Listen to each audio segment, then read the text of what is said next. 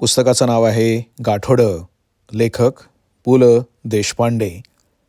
एक गाव एक पाणवठा. यथा काष्ठमच काष्ठमच. या न्यायाने आयुष्यात चांगली माणसं भेटत जावीत तशी खूप चांगली पुस्तकं मला भेटत गेली. काहींनी वर्षानुवर्ष मनात ठाण मांडलं, काही विस्मृतीच्या पडद्याआड गेली. एकाचा दुसऱ्याशी संबंध नसलेली अशी अनेक पुस्तकं 76 साली मी वाचली. त्यात टॉयनबीच्या एक्सपिरियन्सेसपासून रामनगरकरच्या रामनगरीपर्यंत नाना तऱ्हा आहेत. पण ज्या पुस्तकानं मनाचा ठाव घेतला, एवढंच नव्हे तर एका परीनं माझं जगण्यातलं, परंपरेच्या संस्कारातलं उरले सोरले संस्कारही पार उद्ध्वस्त करून टाकले, असं पुस्तक म्हणजे डॉक्टर बाबा आढाव यांचं एक गाव एक पाणवठा हे आहे. वास्तविक एक गाव एक पाणवठा हा एक अहवाल आहे, आखो देखा हाल आहे. त्यातला हाल हा शब्द मराठी अर्थानं सत्याच्या अधिक जवळ जाणार आहे. महात्मा फुल्यांनी जातीव्यवस्थेविरुद्ध सुरू केलेल्या चळवळीचा धागा हाती धरून बाबांनी निराळी यात्रा सुरू केली. त्यात पदयात्रा वगैरेचा आग्रह नव्हता. महाराष्ट्राच्या या टोकापासून त्या टोकापर्यंत गेल्या 2 वर्षात ते 400-500 खेड्यातून आणि तालुक्यातून गावातून हिंडले. जिथे कुठलंही वाहन पोचू शकत नाही तिथे दगड धोंडे तुडवीत पायी पायी गेले.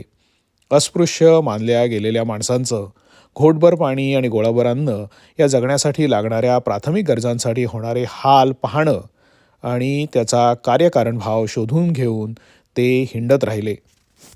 त्यांच्या या गरजा भागाव्यात म्हणून झटणाऱ्या आणि त्या भागू देण्याच्या आड येणाऱ्या अशा उभय पक्षातल्या लोकांशी संवाद साधायचा प्रयत्न त्यांनी केला. ते भयानक भोग भोगणाऱ्या आबाल वृद्ध स्त्री पुरुषांच्या तोंडून त्यांच्या आयुष्याची परवड खुद्द ऐकली आणि पाहिली.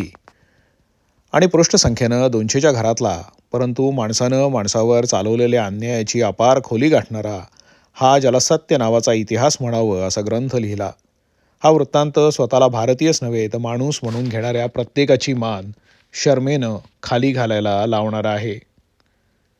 ज्यांना आपल्याला काय त्याचं या पशुवृत्तीने जगण्यात आनंद आहे त्यांनी हा ग्रंथ अजिबात वाचू नये. त्यांच्या सुखसह्येला काटे फुटतील.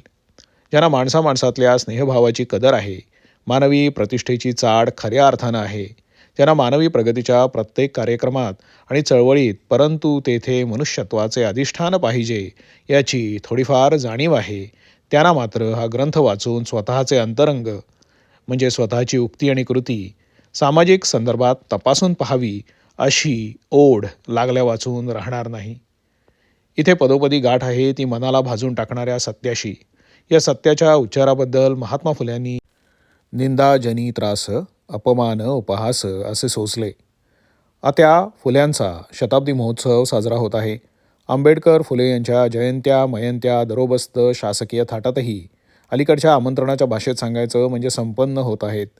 पण तेच सत्य दुष्काळी ग्रीष्माच्या खडकावर पडलेल्या उन्हासारखं सहृदय डोळ्यांना आजही कसं भाजत आहे हे बाबांनी प्रत्यक्ष पाहून सांगितलेलं आहे.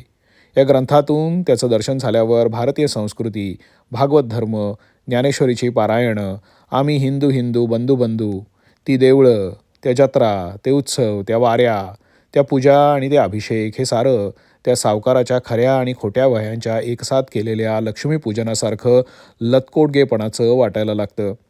या अस्पृश्य अविवेकात मूल हे मूल मानलं जात नाही. स्त्रीत्वाची अमानुष विटंबना होते. डोकेफोडी हा तर सहज खेळायचा खेळ असतो. बाबा हिंडले तो काळ महाराष्ट्रात 2 वर्षापूर्वी पडलेल्या भयानक दुष्काळाचा. त्या काळात तथाकथित खानदानी घराण्यातल्या स्त्रिया देखील गोळाभर भातासाठी भर उन्हात रस्त्यात बसून दगडफोड करीत होत्या. सारा ग्रामीण समाज एकाच यातनेत तडफडत होता.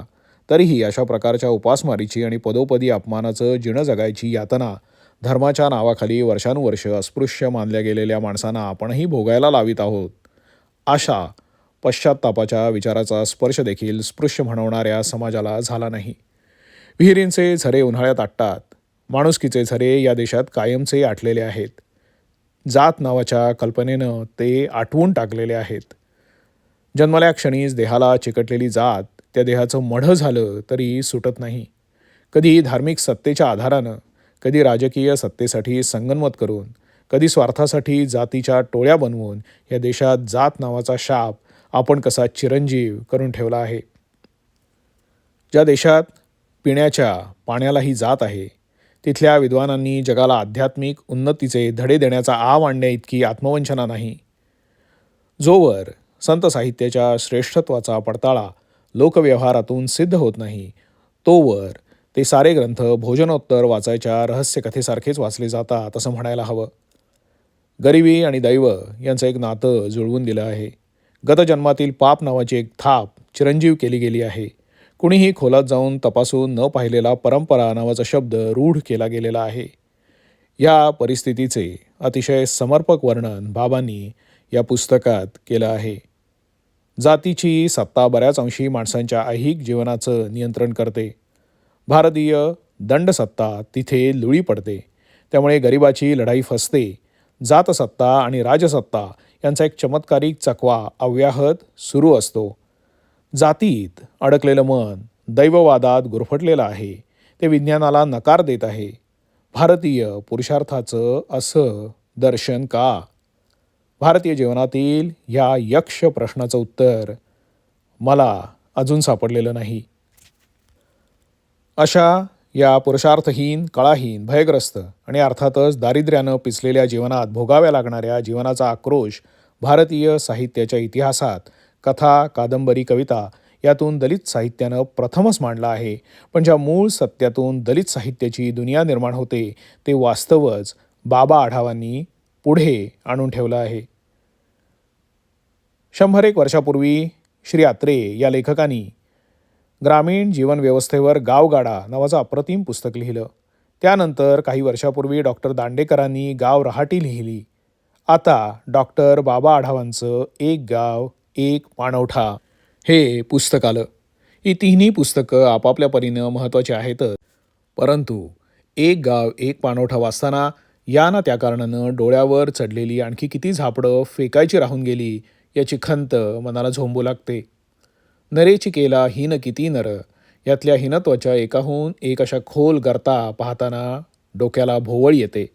स्पृश्य समाजाच्या अंतःकरणात पडलेल्या एका चिरंतन दुष्काळाच्या उन्हात या 20व्या शतकाच्या शेवटल्या चरणातही असंख्य आबालवृद्धांची चाललेली कुतरोड, त्या यातनांचा हा वृत्तांत, तो वाचताना मन उद्ध्वस्त होत जातं. या वृत्तांत कथनात कुठेही खोटं नाट्य नाही, कसलाही खोटा आवेश नाही.